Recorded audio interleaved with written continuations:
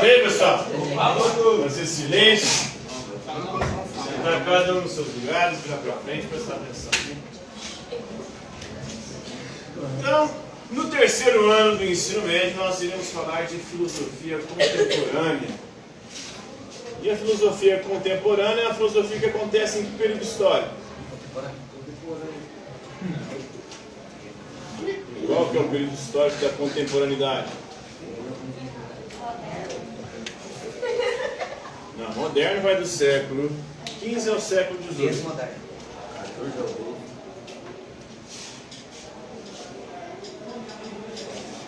Contemporâneo vai de quando até quando? Alguém sabe? Está na ponta da língua. A filosofia contemporânea ela começa a ter início no século XIX. Dia 14/7 de 1789 nós tivemos início de... A quê? O que começou no dia 14 de julho de 1789?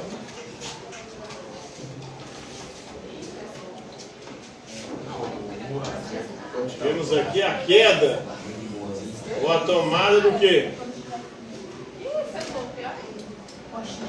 Da Bastilha. O que era a Bastilha? Uma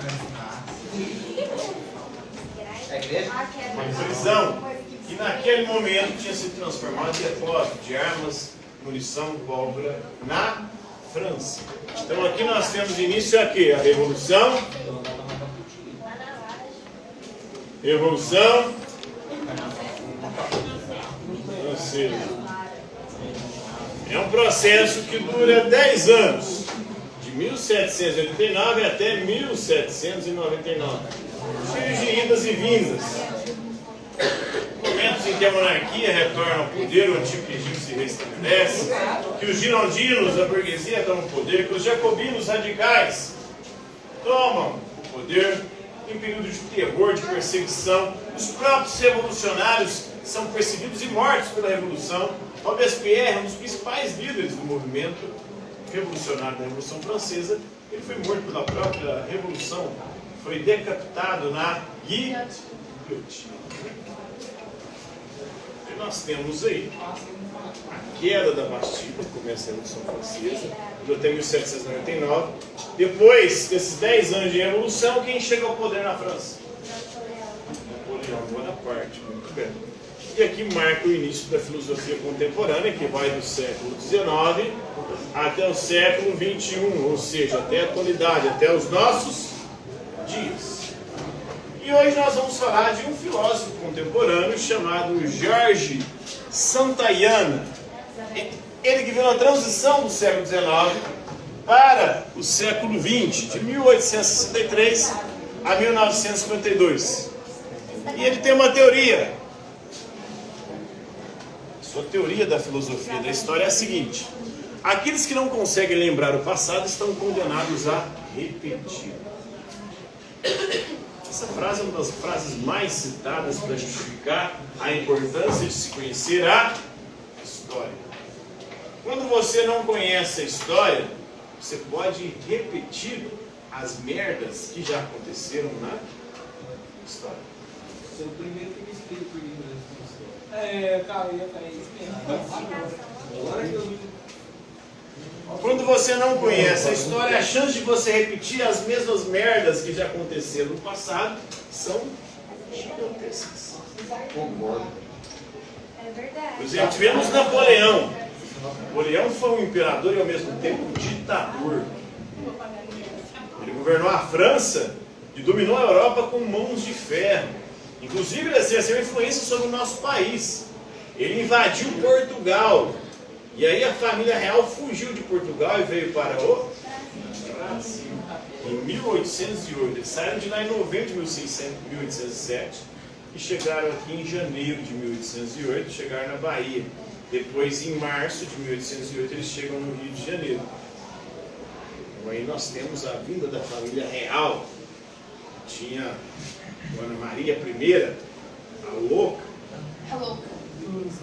que estava impedida de governar. Então quem governava era o filho dela, o príncipe regente Dom João, e depois se transforma no rei Dom João VI. Aí ele deixa aqui o seu filho, Dom Pedro, que se torna Dom Pedro I. Aquele que vai proclamar a independência do Brasil, dia 7 de setembro de 1822. A professora de história falou que isso foi um mito, isso realmente não existe. Só pra Porque é como se fosse um disfarce. Mais ou menos, né? Segundo os historiadores, o que aconteceu? Dom Pedro estava subindo de Santos para São Paulo. Provavelmente ele estava com uma caganeira, uma diarreia, por isso ele parou no Riacho Ipiranga. Ele não subiu de cavalo, porque o cavalo não sobe serra. Provavelmente ele estava num jegue, num burro, né? Então aquela imagem é um mito, não existiu. Mas o fato histórico existiu. De fato, Portugal estava pressionando Dom Pedro. E Dom Pedro, diante dessa pressão, ele já tinha falado em janeiro daquele ano que ele não voltaria para Portugal. Tem o dia 9 de janeiro, que é o dia do figo. Eu não vou ficar aqui. Depois, com as pressões por parte do parlamento, porque tinha acontecido uma revolução em Portugal, a Revolução Liberal do Porto, e tirou o poder absolutista do rei, que era do pai dele, Dom João VI. E eles estavam pressionando para ele retornar. Ele subiu o poder lá. Ele falou, vou ficar aqui. E por conta dessas pressões, ele estava subindo ali. Tinha uma amante em Santos, a Marquesa de Santos. Provavelmente tinha descido lá para... É igual meu irmão, então, né? Ó, meu irmão. Ô, Pedrinho! Ele estava subindo. Então ele estava de jegue, não estava com aquelas roupas gloriosas, ele provavelmente estava com a roupa normal. Nada de roupas de militares ali. A professora tinha falado o nome da roupa, mas Tem como... tropeiro. Tropeiro, exatamente. Uma roupa apropriada para você andar, principalmente no meio da mata. Então ele estava com a caneira de arreto, diz que parou no Riacho de Ipiranga para lavar o bumbum. Naquela época não existia papel higiênico. Então você cagava no Riacho para quê?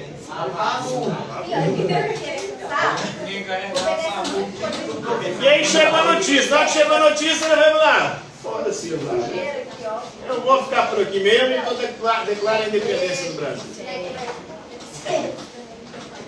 Mas tem um momento ali de tensão. Foram 2 anos, de 1822 a 1824, de guerra de independência. Porque algumas ex-capitanias, que depois da independência se tornaram províncias, não queriam a independência. Queriam continuar submissas a Portugal. Porque tinha relações econômicas ali com Portugal e dependia do comércio com Portugal. Então aí foram 2 anos de confrontos em algumas regiões do nosso país. Então foi mito mais ou menos, né? Aconteceu a independência, mas não daquela forma gloriosa, todo mundo com cavalo, com espada na mão, gritando independência ao morte! Mete a faca! Isso aí é muito pouco provável de ter acontecido. Mas que aconteceu a independência do Brasil no dia 7 de setembro de 1822, aconteceu. Não foi daquela forma, mas não vai estar. Então por isso que é importante conhecer a história, você vai repeti-la, né? E o Brasil tem repetido as mesmas merdas desde sempre. O brasileiro não aprende com a história. O brasileiro não tem memória. E por isso, por não conhecer a própria história, continua colocando as mesmas figuras no poder.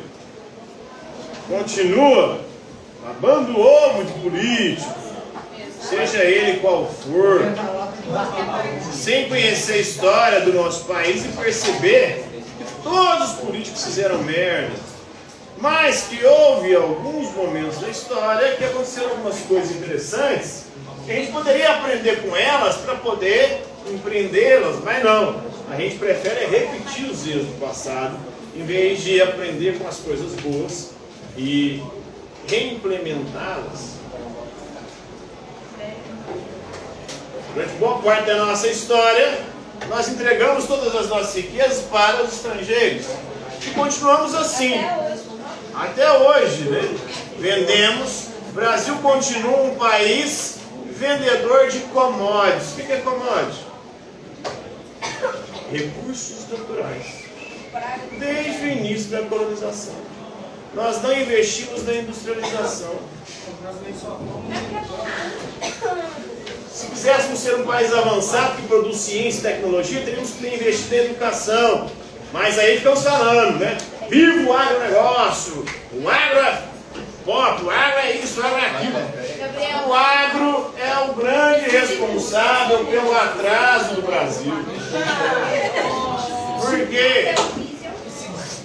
Porque enquanto continuarmos sendo exclusivamente exportadores de commodities, vamos continuar condenados ao atraso. O agro é importante para a economia? É, não estou falando que não é importante. Eu estou dizendo que enquanto essa galera do agro, que está tudo lá na política, está tudo lá em Brasília, continuar defendendo só os interesses dele, não se preocupar com a industrialização, com a educação do nosso país, essa galera é o câncer do nosso país. A culpa é deles, eles estão no poder desde o início. Mas a gente não aprende com a história e repetimos os mesmos erros, e por isso que a gente continua sendo essa merda de país. E aí, ninguém quer falar isso. Ninguém quer falar. Por quê? O brasileiro não gosta de história, o brasileiro não gosta de estudar, e é por isso que a gente está abandonado. Carnaval é o quê? No carnaval, o brasileiro gosta de cachaça, de folia, de festa, de farra, de foguete. Eu também gosto, mas gosto também de estudar. Então, é a filosofia da história dele. Vai dizer, vai defender o naturalismo, o realismo.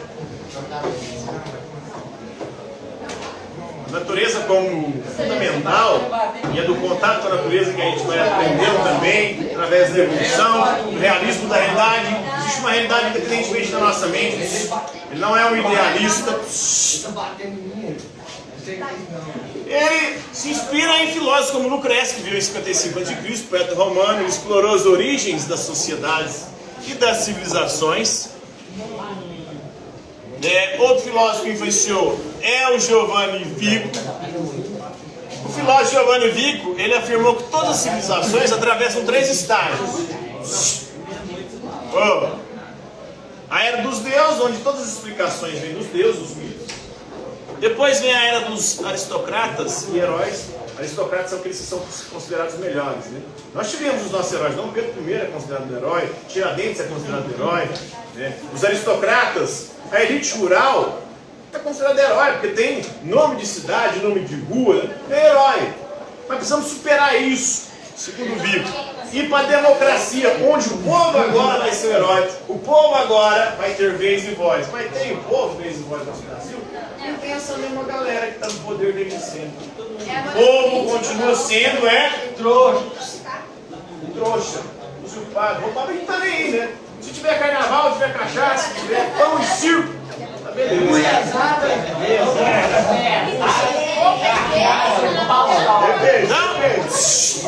Isso se deve a uma ininterrupta história de causa, uma ordem ininterrupta de causa e efeitos, né? O Hegel acreditava numa história como progresso continuamente do espírito, mas só que o Hegel não conheceu o Brasil. O Hegel acreditava que existia uma razão que move todas as coisas rumo ao progresso, que nós iríamos viver em momentos cada vez melhores da história, que tudo que acontece, acontece por alguma razão e para o melhor, para o progresso, para a evolução. Só que no Brasil essa evolução, esse progresso não acontece, né? Nós continuamos condenados ao atraso. Se o Hegel tivesse conhecido o Brasil, ele teria mudado de ideia nesse seu pensamento, né? Não estamos numa marcha do progresso, a gente está numa marcha do regresso. Ordem e regresso. Desordem e regresso, né? Em ordem também tem esse aqui, ó, uma zona, um puteiro, né? Uma bagunça, ó. Putaria danada. Em 2004, o filósofo Paul Ricoeur escreveu um livro chamado Memória, História e Esquecimento. Ele vai falar que é importante lembrar, mas também é importante aprender a esquecer. Porque algumas coisas geram traumas. E tem alguns traumas que é melhor eles ficarem no passado. A gente deveria aprender com os nossos traumas e deixar eles lá e superar, arrumar o progresso para a gente ser um país melhor, né? O progresso é possível quando entendemos o passado e vislumbramos as perspectivas. Aprendemos a não repetir os erros e, principalmente, para o Santayana, aprendemos com as coisas boas, para que a gente, com elas, possa evoluir. E não é só aprender com os erros para não repetir. Você tem que também dar continuidade naquilo que é bom, para que se torne cada vez melhor. Beleza?